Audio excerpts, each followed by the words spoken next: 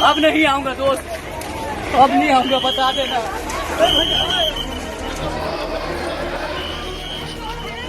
भाई बड़ी परेशानी है, अब वापस नहीं आऊंगा, बता देना सबको। ये सिर्फ चंद शब्द नहीं है, ये उस टूटते भरोसे की आवाज है जो रोजी रोटी की तलाश में घर से हजारों मील दूर आया था। ये आवाज है उस शख्स की जिसकी आंखों के आंसू सूरत की तपती धूप में सूख चुके हैं, लेकिन दिल का दर्द बह रहा है। ये दर्द है उस इंसान की जिसका दर्द जुबान के जरिए बाहर आ गया और जाते जाते ये कह गया, बहुत हो गया दोस्त, अब नहीं आऊंगा।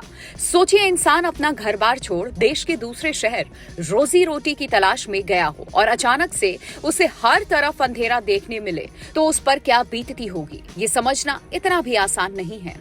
सूरत डायमंड सिटी के साथ साथ देश का सिल्क सिटी कहा जाने वाला शहर आज एक गहरे संकट के मुहाने पर खड़ा है। मिडिल ईस्ट की जंग ने सरहदें पार कर भारत के किचन और कारखानों पर ऐसा प्रहार किया है कि लाखों जिंदगियां पटरी से उतर गई हैं। चिमनियों से निकलता धुआं कम हो रहा है और मशीनों का शोर खामोशी में बदल रहा है। वजह है गैस की भारी किल्लत। इस कमी ने सूरत की विश्व प्रसिद्ध टेक्सटाइल इंडस्ट्री की कमर तोड़कर रख दी है, जिसे सपनों का शहर कहा जाता है और जहां की मशीनों का शोर कभी थमता नहीं था। आज आंकड़े डराने वाले हैं। गैस संकट के कारण अब तक करीब 30% मजदूर सूरत छोड़ चुके हैं। ये सिर्फ प्रतिशत नहीं बल्कि 3 लाख परिवारों की रोजी रोटी का उजड़ना है। काम न होने की वजह से मजदूर अब पलायन के लिए मजबूर हैं, क्योंकि फैक्ट्रियां अपनी पूरी क्षमता से चल नहीं पा रही हैं। जरूरत और सप्लाई के बीच की खाई लगातार चौड़ी होती जा रही है। इंडस्ट्री को सुचारू रूप से चलाने के लिए औसतन हर दिन 15,000 गैस सिलेंडर की जरूरत है, लेकिन सुस्त सप्लाई ने संकट को और गहरा कर दिया है। रविवार की सुबह उधना रेलवे स्टेशन पर यहाँ पैर रखने की जगह नहीं थी। तापमान 40 डिग्री के पार है, लेकिन घर पहुँचने की जल्दी उस गर्मी पर भारी है। कोई यूपी जाना चाहता है, कोई बिहार, हाथ में फटे हुए झोले हैं और आंखों में अनिश्चित भविष्य का डर।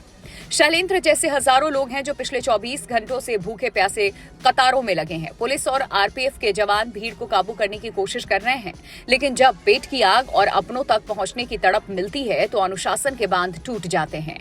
मजबूरन पुलिस को लाठी उठानी पड़ती है। ये शब्द इस व्यवस्था के मुंह पर तमाचा है। ये शब्द बताते हैं कि एक इंसान जब हार जाता है, जब उसका स्वाभिमान और उसकी मेहनत मिट्टी में मिल जाती है, तब वो अपनी कर्मभूमि को हमेशा के लिए त्याग देता है।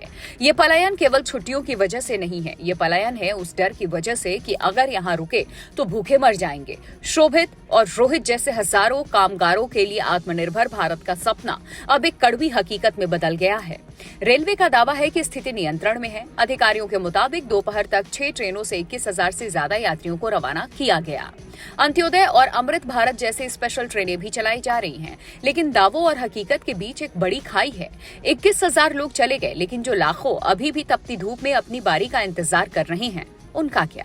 सूरत का वो युवक अब अपने गांव की ओर बढ़ रहा है। शायद वो फिर कभी वापस न आए, लेकिन पीछे छोड़ गया है कई सवाल। मिडिल ईस्ट की जंग कब रुकेगी, ये कोई नहीं जानता। एलपीजी का संकट कब खत्म होगा, इसका जवाब किसी के पास नहीं है। फिलहाल हालात सुधरते नजर नहीं आ रहे हैं। अगर जल्द ही गैस की किल्लत दूर नहीं हुई तो सूरत का कपड़ा उद्योग एक ऐसे भंवर में फंस जाएगा जिससे निकलना नामुमकिन होगा।